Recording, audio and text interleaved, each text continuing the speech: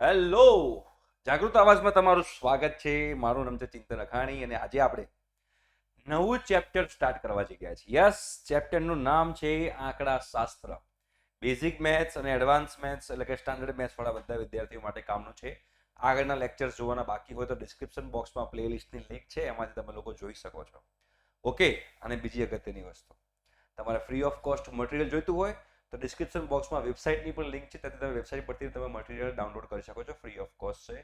એના સિવાય અમારી સાથે જોડાવવું હોય તો વોટ્સએપ ચેનલની લિંક છે નીચે, અને ફોલો કરી શકો છો. અને તમે લોકો અમારી સાથે જોડાઈ શકો છો. ધોરણ 10, 11, 12 એન્જિનિયરિંગમાં કે એમાં એડમિશન પ્રોસિજર એ બધી વસ્તુ તમને આ ચેનલ પર મળતી રહેશે. ઓકે, હવે આજે આપણે સ્ટાર્ટ કરવા જઈ રહ્યા છીએ આંકડા શાસ્ત્ર. ઓકે, હવે જે આ આંકડા શાસ્ત્ર છે એમાં 3 નામના પ્રાણીઓ છે. 3 પ્રાણીઓ છે. કયા કયા 3 પ્રાણીઓ છે એ આપણને ખબર હોવી જોઈએ. એક જે છે એ મધ્યક છે, બરોબર છે. બીજું જે છે બેટા મધ્યસ્થ છે, અને ત્રીજું જે છે એ છે બહુલક છે, બરોબર. બહુલક. આ 3 નામના પ્રાણીઓ છે જેના જોડે આપણે રમવાનું છે, તતથૈયા કરવાના છે, અંતાક્ષરી કરવાની છે, બરોબર. તો આપણે તમે 9મા ધોરણમાં જોશો તો ધોરણ 9 ની અંદર પણ તમે લોકો થોડું ભણેલા છો. ધોરણ 9માં પણ તમે આ આંકડા શાસ્ત્રમાં થોડા છપછપિયા કરેલા છે. અને આ જે છપછપિયા કરેલા છે એમાં જે માહિતી હતી એ માહિતીનું નામ હતું અવર્ગીકૃત માહિતી. એ કઈ માહિતી હતી બેટા? અવર્ગીકૃત, બરોબર. એટલે એમાં કોઈ અંતરાલ ન હતો. એમાં શું ન હતું? એમાં કોઈ અંતરાલ ન હતો. અંતરાલ જે છે ન હતો.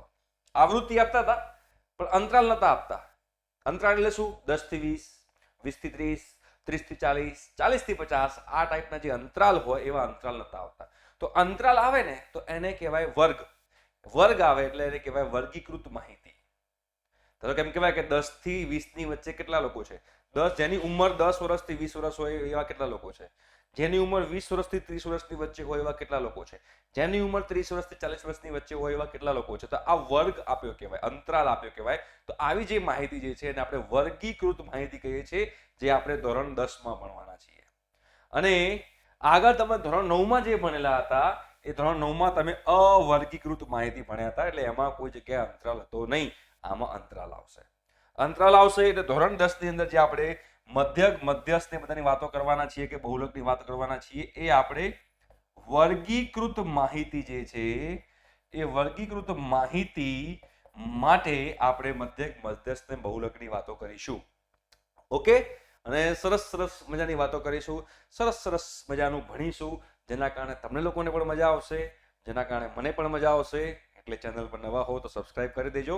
એવરી ડે 7 PM આજે છે લેક્ચર આવે છે, બરોબર. સંભાવના પતી ગયું છે, સમાંતર શ્રેણી પતી ગયું છે, બહુપદી પતી ગયું છે. આપણે આંકડાશાસ્ત્ર સ્ટાર્ટ કર્યું છે. ઓકે, તો આ વર્ગીકૃત માહિતી માટે પહેલા આપણે મધ્યકની વાતો કરશું. કોની વાતો કરશું બેટા? મધ્યકની વાતો, બરોબર. હવે આ જે મધ્યકની વાતો આપણે કરવાના છીએ એ મધ્યકની વાતો માટે, મધ્યક શોધવા માટે ટોટલ 3 રીતો છે. મધ્યક શોધવાની 3 રીતો છે. મધ્યક શોધવાની 3 રીત છે બેટા. કેટલી રીત છે? 3 રીત છે. લાંબી રીત, એનાથી ટૂંકી રીત અને એનાથી ટૂંકી રીત એવું કહેવાય. એટલે કે અહીંયા આગળ પહેલી રીત જે છે એને કહેવાય છે પ્રત્યક્ષની રીત. પહેલી જે છે એને કહેવાય છે પ્રત્યક્ષની રીત, બરાબર. બીજી જે છે એ કહેવાય છે ધારેલા મધ્યકની રીત. ધારેલા મધ્યકની રીત. અને ત્રીજું જે કહેવાય છે એ વિચલનની રીત કહેવાય છે. વિચલનની રીત. આ 3 પ્રકારની રીતથી આપણે મધ્યક જે છે શોધી શકીએ છીએ. તમારે કોઈ પણ રીતનો ઉપયોગ કરી શકો છો. તમારે દાખલામાં તમને કીધું ના હોય કે આ રીતથી કરો, એવું કીધું ના હોય તો તમે આ રીતથી પણ મધ્યક શોધી શકો છો. તમે આ રીતથી પણ મધ્યક શોધી શકો છો, અને તમે આ રીતથી પણ મધ્યક શોધી શકો છો. ગમે તે રીતે તમે મધ્યક શોધશો, મધ્યકનો જવાબ સરખો આવશે, બરાબર. મધ્યકનો જવાબ જે છે એ સરખો આવશે. આ વસ્તુ તમારે લોકોએ ધ્યાનમાં રાખવાની છે. તો આપણે 1 બાય 1 ત્રણે 3 રીતથી મધ્યક શોધશું, જેના કારણે તમને લોકોને આઈડિયા આવશે કે 3 ની રીત કેવી છે, બરોબર. તો પહેલા આજના લેક્ચરમાં જે બેટા આપણે જોવાના છીએ પ્રત્યક્ષની રીત, બરોબર. તો પ્રત્યક્ષની રીત માટે આપણે એક ઉદાહરણ લઈએ. આપણે ચોપડીનું ઉદાહરણ છે કે એક અંતરાલ છે, બરોબર. એમાં 10 થી 25 વચ્ચે એક અંતરાલ છે, 10 થી 25, બરોબર છે. અહીંયા 25 થી 40, અહીંયા તમે જોશો અહીંયા આગળ 40 થી 55, અહીંયા 55 થી 70, આ 70 થી 85 અને 85 થી 100 આ અંતરાલ આપેલો છે, વર્ગ આપણને આપેલો છે. હવે 10 થી 25 વચ્ચે જે છે એમાં વિદ્યાર્થીઓની સંખ્યા 2 છે. 25 થી 40 જે છે એમાં વિદ્યાર્થીઓની સંખ્યા, જો અહીંયા આપણને વિદ્યાર્થીઓની સંખ્યા આપેલી છે એટલે 25 થી 40 માં વિદ્યાર્થીઓની સંખ્યા 3 છે. 40 થી 55 માં વિદ્યાર્થીઓની સંખ્યા 7 છે. 55 થી 70 માં વિદ્યાર્થીઓની સંખ્યા 6 છે. 70 થી 85 માં કહેવાય ને વિદ્યાર્થીઓની સંખ્યા 6 છે અને 85 થી 100 માં વિદ્યાર્થીઓની સંખ્યા 6 છે. તો આપણે આનું જો બનાવવું હોય ટેબલ, આપણે આનું બનાવવું પડશે ટેબલ. તો પહેલા આવશે વર્ગ.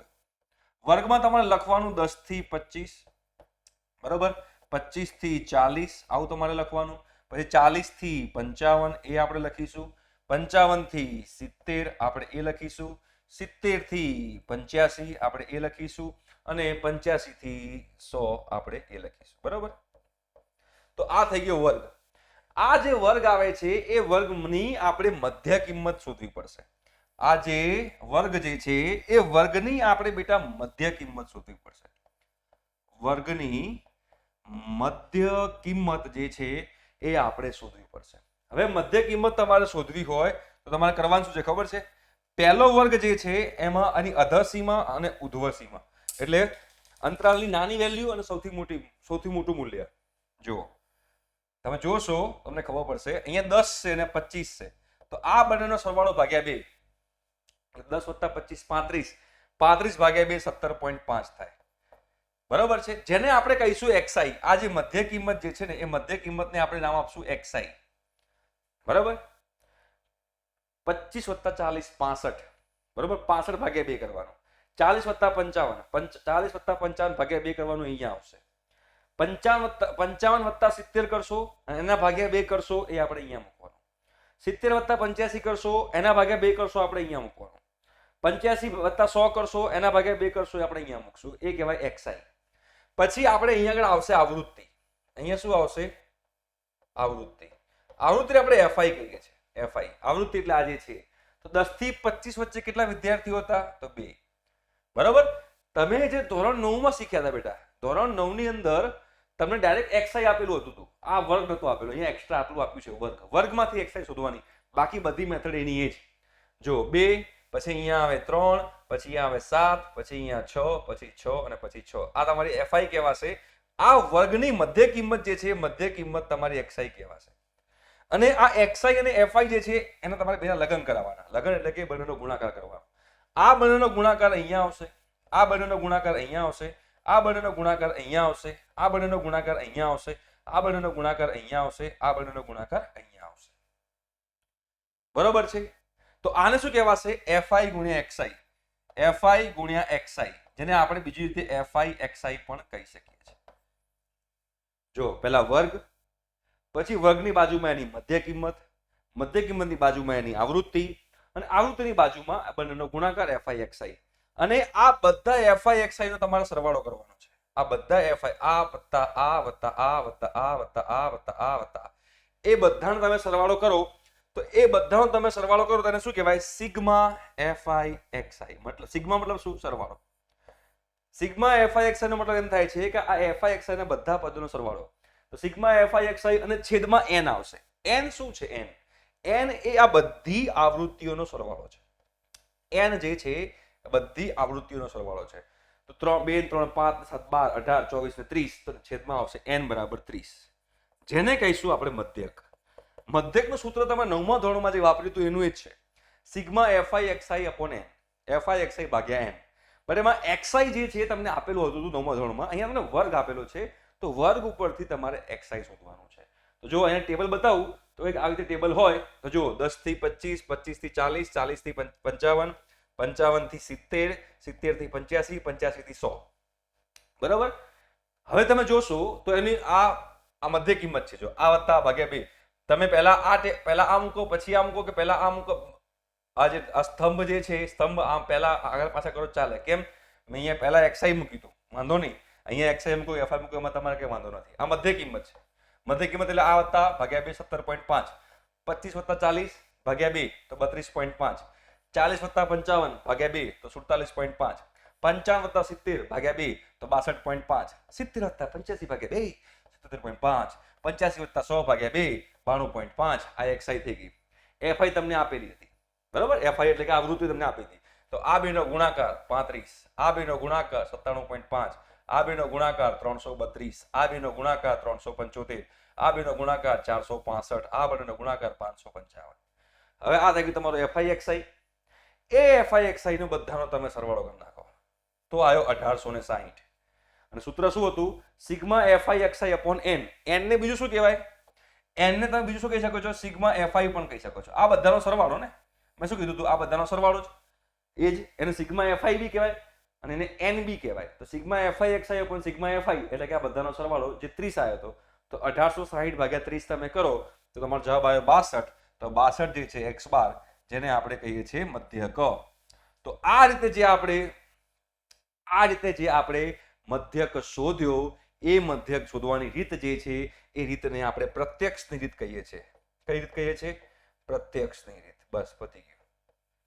સિમ્પલ જ છે, કશું જ નથી. પહેલામાં વર્ગ મૂકી દો, વર્ગ મૂક્યા પછી એની આવૃત્તિ મૂકો, આવૃત્તિ મૂક્યા પછી વર્ગની મધ્ય કિંમતો મૂકો, આવૃત્તિ અને મધ્ય કિંમતોનો ગુણાકાર કરીને FI XI કરો, એ FI XI નો સરવાળો કરો અને FI નો સરવાળો કરો, sigma FI XI upon sigma FI કરો, તમને જે મધ્યક મળે એ મધ્યક છે. અને આ જે છે એ પ્રત્યક્ષની રીત કહેવાય છે. હવે તમે જોશો પ્રત્યક્ષની રીતમાં તો ઘણીવાર આ મધ્ય કિંમતની મૂલ્ય બહુ મોટા થઈ જાય છે. 47.5 × 7 કેટલી મોટી સંખ્યા થઈ જાય છે. ક્યારેક ગણતરી બહુ અઘરી પડી જાય, તો એ ગણતરીને સહેલી બનાવવા માટે બીજી બે રીતો જે છે એ બીજી બે રીતોનો યુઝ થાય છે, ધારેલા મધ્યકની રીત અને વિચલનની રીત. બરોબર. તો આ બે રીત જે છે એ પ્રત્યક્ષની રીતને સરળ બનાવવા માટે, એને ઈઝી બનાવવા માટે આપણે આ બે રીતોનો યુઝ કરતા હોઈએ છીએ. જો દાખલામાં તમને કીધું ના હોય કે આ રીતથી કરો, એવું ના કીધું તો તમે ત્રણમાંથી તમારે જે રીત કરવી તમે કરી શકો છો. પણ જો દાખલામાં તમને કીધું હોય કે પ્રત્યક્ષની રીતથી કરો તો તમારે આનથી જ કરવું પડે. જો દાખલામાં તમને કીધું હોય કે ધારેલા મધ્યકની રીતથી કરો તો તમારે એ જ મેથડથી કરવું પડે. અને જો તમને કીધું હોય કે વિચલનની રીતથી કરો તો તમારે એ જ મેથડથી કરવું પડે. ના કીધું તો કોઈ બી ચાલે. રાઈટ. તો આજના લેક્ચરમાં આપણે કયું કર્યું બેટા? પ્રત્યક્ષની રીત જે છે એ પ્રત્યક્ષની રીતથી મધ્યક કેવી રીતે શોધવો એની મેં વાત કરી છે. હવે નેક્સ્ટ લેક્ચરની અંદર ધારેલા મધ્યકની રીતથી આપણે મધ્યક શોધવાનો પ્રયત્ન કરીશું. પણ એના માટે તમારે આવવું પડશે નેક્સ્ટ લેક્ચરમાં. Okay, thank you so much. By.